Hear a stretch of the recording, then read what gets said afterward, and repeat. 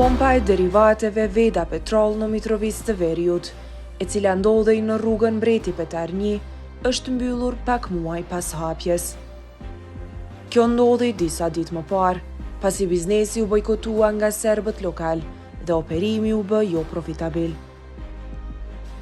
Tashmë reklamat e kompanisë janë larguar nga ndërtesa, ndërsa brenda saj nuk shihen më aparatet dhe pompat e naftës. Kujtojmë se Veda Petrol kishte marrë këtë objekt me qira për një shumë goxha të majme. Hapja e kësaj pike karburanti ishte bërë e mundur, pasi Agjencia Kosovare e Privatizimit largoi kompanitë që më herët e shfrytëzonin në mënyrë të jashtëligjshme këtë pikë të karburantit. Përveç Veda Petrol, në komunat veriore janë hapur edhe disa pika të tjera me pronarë shqiptar.